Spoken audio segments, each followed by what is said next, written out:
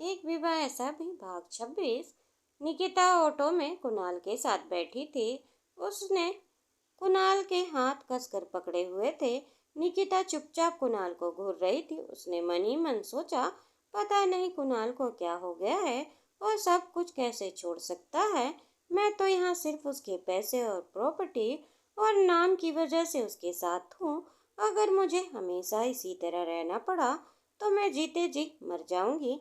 मेरी सारी प्लानिंग खत्म हो जाएगी। इतने सालों तक मैंने जो प्लान किया है वो सब निकिता ने कुणाल के चेहरे की ओर देखा। वो टेंशन में लग रहा था और निकिता उसे भी ज्यादा परेशान थी। वो धीरे से उसके करीब गई और कुणाल का चेहरा अपनी तरफ घुमाते हुए बोली, बेबी परेशान हो ना, सारी मेरी वजह से ये सब हुआ तुम्हारी फैमिली में। लेकिन अभी हम कहाँ जा रहे हैं? कुणाल ने जवाब दिया, हम अपने घर जा रहे हैं जहाँ हम दोनों हमेशा हमेशा के लिए एक साथ रहेंगे और कोई भी वहाँ मुझे तुमसे अलग नहीं कर पाएगा। इतना कहकर उसने निकिता को गले लगा लिया। निकिता का मुंह खुला का खुला रह गया क्योंकि उसे पता नहीं था कि कुणाल उसे कहाँ ले जा रहा है। और आज कुणाल कुछ ज्यादा ही प्यार और अपनापन दिखा रहा था, जैसे कि उसने आज से पहले कभी नहीं किया था। थोड़ी देर में ही ऑटो रुकी और कुणाल ऑटो से बाहर निकला। उसने निकिता का हाथ पकड़ा और उसे एक बड़ी सी बिल्डिंग की ओर ले गया जहाँ कई सारे फ्लैट बने हुए थे। निकिता हैरानी से बिल्डिंग को देख रही थी। तभी कुणाल ने किसी को फोन किया। थोड़ी देर बाद एक आदमी आया और कुणाल की फ्लैट की चाबी दी। निकिता चुपचाप खड़ी थी। उसके दिमाग में कई बातें चल रही थी लेकिन वो कुछ पूछ नहीं पा रही थी। जब कुणाल ने फ्लैट की चाबी ली और अपने फ्लैट नंबर के पास पहुंचा, उसने जैसे ही फ्लैट खोली, निकिता का मुंह और भी ज्यादा खुला रह गया। ये एक छोटा सा 1 BHK फ्लैट था। वह हाथ बांधे खड़ी होकर बोली, बेबी हम यहाँ रहना है क्या? कुणाल ने निकिता का हाथ पकड़ा और उसे हॉल में ले आया। उसने उसे लिविंग एरिया में बैठाया और उसके गाल पर हाथ रखते हुए कहा, हाँ अब जब तक मैं अपने लिए कोई अच्छी जॉब नहीं देख लेता तब तक हम यहीं रहेंगे। जैसे ही मेरी जॉब लग जाएगी हम अपना फ्लैट चेंज कर देंगे। वैसे भी ये रेंट पर है। निकिता कुणाल को घूरते हुए देख रही थी। उसने एक गहरी सांस ली और बोली, बेबी मुझे एक बात बताओ, क्या सच में तुम यहाँ रहने वाले हो? मतलब सब कुछ इतनी आसानी से कैसे एक्सेप्ट कर सकते हो? तुम्हारे मॉम डैड तुम्हारे साथ ऐसा कैसे कर सकते हैं? कुणाल हैरानी से बोला, what do you mean? Nikita ने कुणाल के हाथ को कसकर पकड़ते हुए कहा, listen to me very carefully. तुम अपने मॉम डैड के इकलौते बच्चे हो, उसके बावजूद भी तुम्हारे साथ ऐसा कर रहे हैं और तुम उन्हें करने दे रहे हो। तुम्हें तो जिद करनी चाहिए थी, तुम्हें अपना हक उनसे मांगना चाहिए था। निकिता भी बोल ही रही थी। कुणाल ने उसकी जुबान पर अपनी उंगली रख कर उसे चुप करा दिया। नहीं, कोई फायदा नहीं है। अगर मॉम डैड से बोला होता तो डेफिनेटली वो मुझे प्रॉपर्टी देते, बट मैं उनसे इस तरह प्रॉपर्टी नहीं लेना चाहता। निकिता उसे घूरने लगी। कुणाल ने समझाते हुए कहा, देखो मैं अपने मॉम डैड से बहुत प्यार करता हूँ और दादी से भी। अगर वो नहीं चाहते कि मैं तुम्हारे साथ रहने की ये शर्त है कि मैं उनकी प्रॉपर्टी इस्तेमाल ना करूँ तो ठीक है ना, मुझे उनसे कोई प्रॉब्लम नहीं है। और तुम इतना क्यों सोच रही हो प्रॉपर्टी के बारे में? तुम्हें मुझसे प्यार है ना? तुम मुझसे प्यार करती हो या फिर मेरी प्रॉपर्टी से? निकिता बेमन से मुस्कुराई और कुणाल के सीने पर अपना सिर रखते हुए बोली, ऑफ कोर्स बेबी मैं तुमसे प्यार करती हूँ और हमेशा करती रहूंगी। तुम ऐसा क्यों सोच रहे हो? मैं तो बस इतना चाहती हूँ कि मेरी वजह से तुम्हारे घर वालों को ऐसा न लगे कि मैंने तुम्हें उनसे दूर कर दिया है। निकिता मीठी मीठी बातें करके कुणाल को फिर फंसा रही थी। कुणाल आंखें बंद करके उसकी बातों पर विश्वास करता जा रहा था। उसने निकिता के हाथ को कसकर पकड़ते हुए कहा, बस तुम मेरे साथ रहो, मैं सब कुछ हैंडल कर लूंगा। रही बात प्रॉपर्टी की तो मैं बहुत अच्छी तरह से जानता हूँ कि पैसे कैसे कमाए जाते हैं। क्या तुम्हें मुझ पर भरोसा नहीं है? मैं खुद की भी इतनी प्रॉपर्टी बना सकता हूँ या फिर शायद उससे भी ज्यादा। निकिता आगे बढ़कर कुणाल के गाल को चूमते हुए बोली, मुझे तुम पर पूरा भरोसा है। इतना बोलकर चुप हो गई और घड़ी की ओर देखा। डिनर का टाइम हो रहा था। उसने कुणाल का हाथ पकड़ते हुए कहा, डिनर का टाइम हो गया है, हम कहीं बाहर खाने चलें। कुणाल ने कहा, नहीं हम बाहर खाने नहीं जाएंगे, मैं खाना घर ही ऑर्डर करूंगा। इतना बोलकर उठा और मुंह धोने के लिए बाथरूम की ओर चला गया। निकिता ने जल्दी से कुणाल का फोन उठाया और अपने लिए बहुत सारी चीजें ऑर्डर करने लगी। जैसे ही कुणाल बाहर आया, निकिता ने उसे अपने बगल में बैठाते हुए कहा, देखो मैंने खाने में ये सारी चीजें ऐड की है, तुम्हें और कुछ ऐड करना हो तो कर लो। कुणाल ने जैसे ही देखा, उसने निकिता की ओर देखा और एक गहरी सांस लेते हुए बोला, निकिता सुनो, अभी हम अपने बजट के हिसाब से ही सारी चीजें खर्च करेंगे। इतने सारे खाने की कोई जरूरत नहीं, ये तो सिर्फ बर्बादी होगी ना। तुम्हें इसमें जो जरूरी है सिर्फ वही ऑर्डर करो। निकिता ने कुणाल की बात सुनकर मुंह बनाते हुए कहा, लेकिन वो बोल ही रही थी कि कुणाल ने उसकी बात बीच में काटते हुए कहा, मैं ये खा लूंगा, बाकी तुम अपनी भी कोई एक डिश देख लो। इतना बोलकर कुणाल उठकर वहां से चला गया। निकिता ने गहरी सांस लेते हुए सोचा, इस तरह से तो मैं अपनी लाइफ नहीं काट सकती। ये तो अभी से खाने पीने पर ही लिमिट लगा रहा है। फिर कुछ सोचकर उसने खाना ऑर्डर कर दिया। थोड़ी देर में खाना आया और उन्होंने डिनर किया। निकिता अपना बैग उठाते हुए बोली, मैं अपने घर जा रही हूँ, तुमसे कल ऑफिस में मिलूंगी। निकिता ये बोल ही रही थी, कुणाल बोला, मैं ऑफिस नहीं जाऊंगा, मैं कोई दूसरी जॉब ढूंढ लूंगा और तुम्हें भी अब ऑफिस जाने की जरूरत नहीं है। निकिता हैरान होकर बोली, क्या ऑफिस नहीं जाना मतलब? कुणाल ने कहा, मैं अब उस ऑफिस में जाकर काम नहीं कर सकता। मैंने मॉम डैड से बात कर ली है, तो अब मुझे कोई दूसरी जॉब तो ढूंढनी होगी।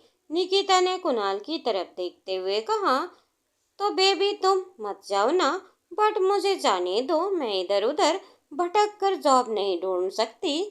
और वैसे भी अगर किसी को मेरी जॉब से प्रॉब्लम होगी या फिर किसी ने मुझे कुछ कहा तो मैं वहां नहीं जाऊंगी, ओके। इतना बोलकर निकिता वहां से जाने लगी। तभी कुणाल बोला, तुम कहाँ जा रही हो? निकिता ने कहा, अपने घर। कुणाल ने कहा, आज रात यहाँ मेरे साथ रुको ना प्लीज। निकिता कुणाल की तरफ देखने लगी। उसने निकिता का हाथ कसकर पकड़ा और उसे अपने गले लगा लिया। निकिता अपनी आंखें घुमा रही थी। वो यहाँ रुकना नहीं चाहती थी, लेकिन मजबूरन उसे रुकना पड़ा, क्योंकि वह जानती थी कि अगर उसने अब कुणाल से कुछ भी कहा तो कुणाल परेशान हो जाएगा। उसने कुणाल की तरफ देखते हुए कहा, ठीक है, मैं रुक जाती हूँ। कुणाल के चेहरे पर हल्की सी मुस्कुराहट आई और वे दोनों सीधे अपने बेडरूम की तरफ चले गए।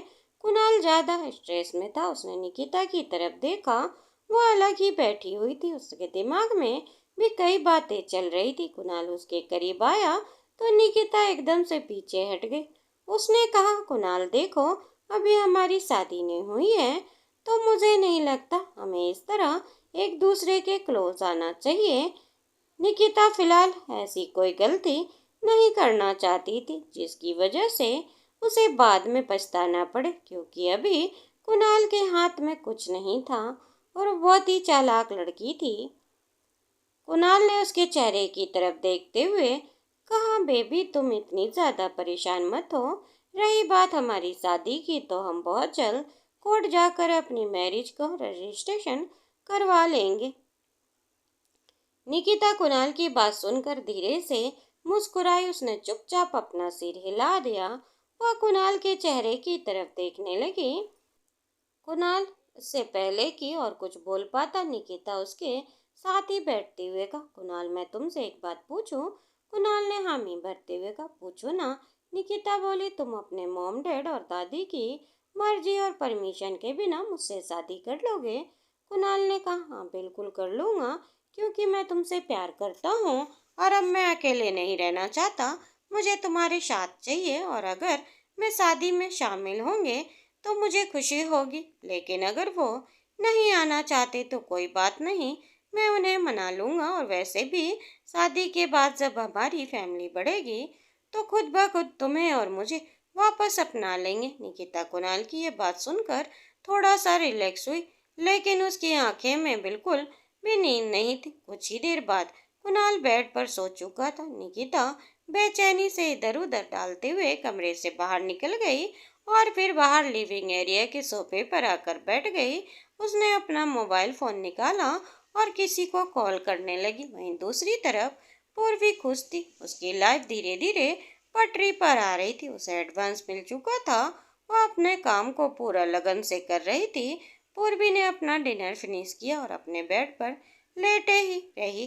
तभी उसका फोन बजा। उसने जैसे ही कॉल उठाने के लिए अपना मोबाइल फोन स्क्रीन पर देखा, उसमें दादी की कॉल आ रही थी। उसने जल्दी से दादी के कॉल को पिकअप करते हुए कहा, हेलो दादी, कैसी हैं आप?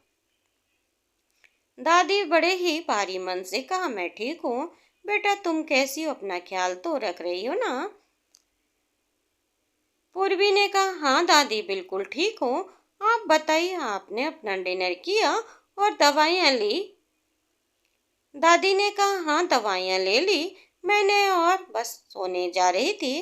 थोड़ा दिल बेचैन हो रहा था तो सोचा तुमसे बात कर लूं। पूर्वी दादी की आवाज़ सुनकर समझ गई कि जरूर कुछ हुआ है और उसने धीरे से पूछा, दादी प्रॉब्लम क्या है? आप इतनी अपसेट साउंड क्यों कर रही हैं? कोई प्रॉब्लम हुई है क्या?